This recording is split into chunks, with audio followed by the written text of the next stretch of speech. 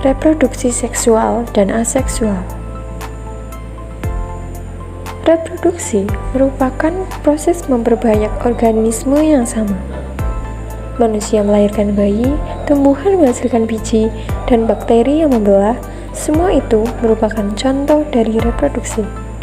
Secara umum, reproduksi dibagi menjadi dua, yaitu seksual dan aseksual.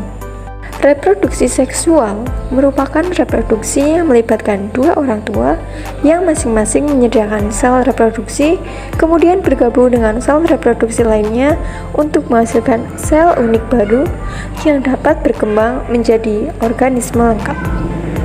Sementara itu, reproduksi aseksual hanya membutuhkan satu orang tua dan semua keturunannya identik dengan orang tuanya. Mari kita lihat keduanya secara lebih rinci. Sebagian besar hewan berkembang biak dengan reproduksi seksual, di mana sel telur dari betina bergabung dengan sel sperma dari jantan. Sel-sel reproduksi ini dikenal sebagai gamet, dan proses penggabungan ini disebut dengan fertilisasi atau pembuahan. Perlu dicatat di sini bahwa ejaannya tergantung pada jenis bahasa Inggris yang kamu gunakan.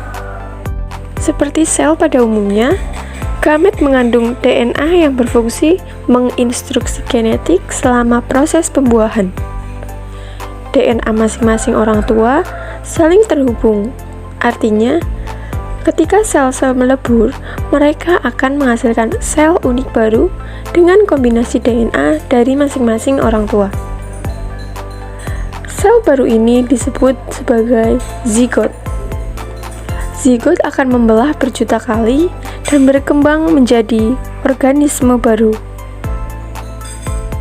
Proses umum yang sama juga terjadi pada bunga. Mereka memiliki gamet jantan dan betina yang bergabung untuk menghasilkan zigot.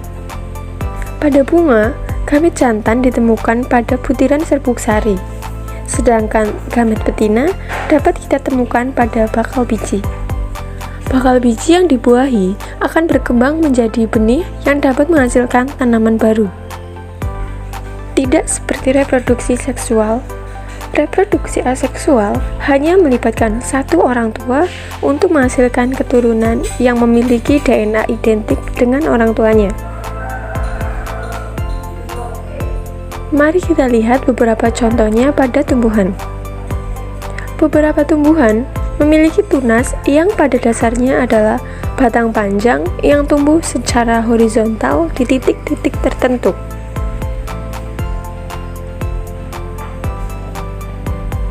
Pangkal batang akan membentuk akar baru jika dipisahkan dari tanaman induknya. Tanaman anak dapat tumbuh secara mandiri. Di sisi lain, Anda dapat melihat tanaman stroberi dan umbi-umbian yang memiliki batang menjulur. Umbi pada dasarnya hanya batang atau akar tanaman yang dimodifikasi dan berfungsi sebagai tempat penyimpanan makanan. Tanaman kentang adalah contoh yang sangat umum dari tanaman umbi-umbian. Jika Anda pernah menaruh kentang terlalu lama sebelum dimakan, Anda mungkin telah memperhatikan bahwa mereka menumbuhkan tunas hijau kecil. Hal ini terjadi pada kentang yang ada di tanah juga. Dan batang baru ini dapat tumbuh menjadi tanaman baru. Karena pada akhirnya, mereka berasal dari tanaman induk yang sama dan memiliki DNA genetik yang identik dengan induknya. Contoh lainnya ada bawang bombay. Bawang bombay memiliki jenis batang yang dimodifikasi untuk menyimpan makanan. Bawang bombay adalah tanaman umbi yang terkenal, di mana satu umbi dapat menghasilkan anak yang masing-masing dapat tumbuh secara terpisah. Bawang bombay merupakan tanaman yang identik secara genetik.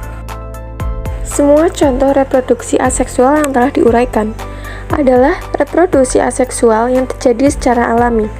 Artinya, mereka terjadi di alam tanpa melibatkan manusia. Namun, terkadang dengan menggunakan metode reproduksi aseksual buatan, tanaman dapat berguna juga bagi kita untuk membuat obat-obatan dan makanan. Contohnya dapat mengambil stek. Stek ini pada dasarnya berarti memotong bagian kecil dari tanaman dan meletakkannya di tanah yang lain. Pemotongan ini akan membentuk akar baru. Metode lainnya ada mikropropagasi. Itu merupakan topik besar yang layak dijelaskan pada video lainnya. Tetapi secara ringkas, dapat dijelaskan bahwa mikropropagasi melibatkan pengambilan jaringan tanaman dalam kondisi laboratorium yang steril dan membiarkannya tumbuh dengan bantuan nutrisi dan hormon. Kembali ke contoh alami, tanaman bukan satu-satunya yang bereproduksi secara aseksual. Contoh lainnya adalah sel bakteri tunggal yang membelah menjadi sel anakan, di mana sel anaknya memiliki genetik yang identik dengan sel orang tuanya. Pembelahan ini disebut dengan pembelahan biner. Ragi adalah contoh lainnya. Mereka dapat bereproduksi menggunakan teknik yang disebut tunas. Disinilah sel anakan atau bud terbentuk.